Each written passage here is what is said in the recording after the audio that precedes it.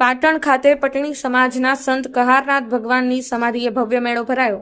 ભાદરવા સુદ તેરસના દિવસે સિદ્ધિ સરોવરને કિનારે આજથી 500 વર્ષ પહેલા દેવી પૂજક પટણી સમાજના સંત કહારનાથ ભગવાને જીવતા સમાધિ લીધી હતી। ત્યારથી અહીંયા મોટો લોકમેળો ભરાય છે।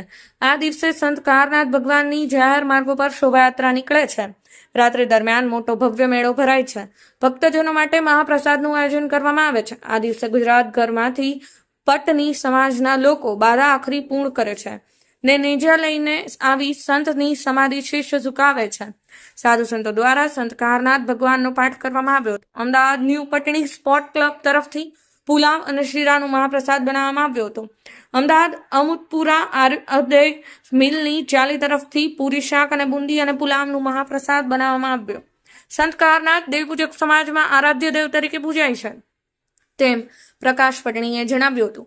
ભજન ભોજન અને ભક્તિનો ત્રિવેણી સંગમ એટલે પાટણનું સંત કહારનાથ ભગવાનનું સમાધિ મંદિર।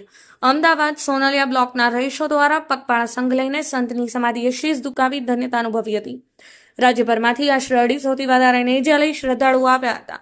સંત કહારનાથનું બાળપણનું નામ કહારો ભગત હતું। રાજ્યભરમાંથી આવનાર નેજા લઈને આવનાર સંઘોનું પાટણ પટણી સમાજ દ્વારા સામયું કરવામાં આવ્યું હતું।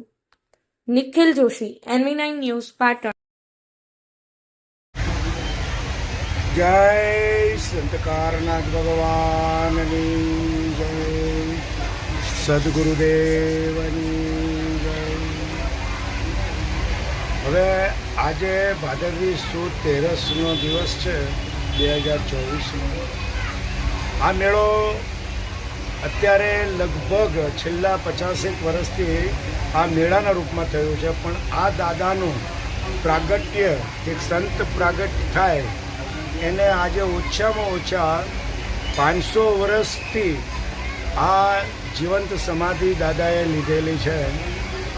આ સંત કહારનાથ દાદાની જે સમાધિનો ઇતિહાસ આખા હિન્દુ ધર્મની પરંપરામાં ફક્ત 2 જેવી વિભૂતિઓ છે કે જેને સીતા માતા એટલે વસુંધરાએ માર્ગ આપીને જેમ સીતા માતાને સમાવેલા, બસ એ જ રીતે આ ધરતી માતાએ સંત કહારનાથ દાદાને પણ અંદર સમાધિમાં સમાયેલા છે। અત્યારે અમારી સંત ભાષામાં આમને જીવંત સમાધિ કહેવાય, બ્રહ્મલીન સમાધિ કહેવાય। અને બ્રહ્મલીન એટલે બ્રહ્મની અંદર સર્વે વ્યાપક જે પરમાત્મા છે એનો આ અંશ હતો।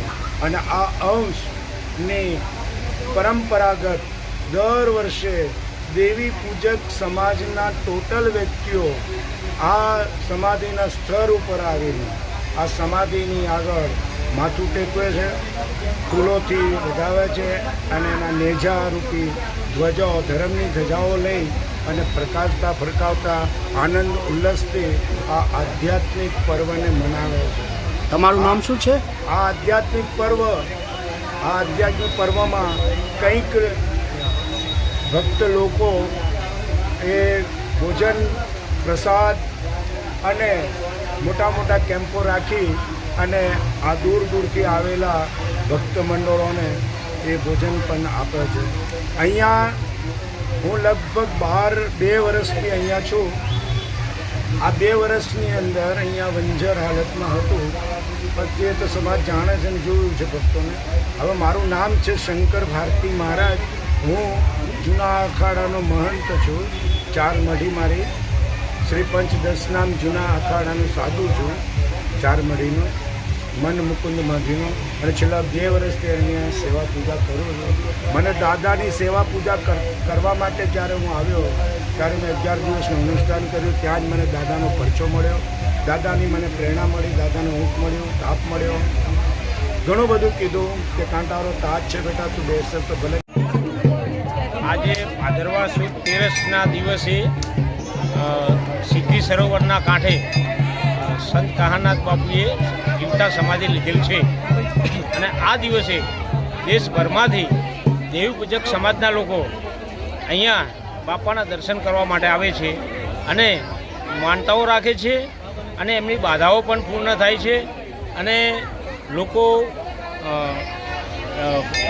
પ્રસાદમાં જમવા માટેના બહારથી આવી અને મોટા મોટા કેમ્પો રાખતા હોય છે અને હજારોની સંખ્યામાં પબ્લિકને પ્રસાદ રૂપે ભોજન આપતા હોય છે. આપનું નામ શું?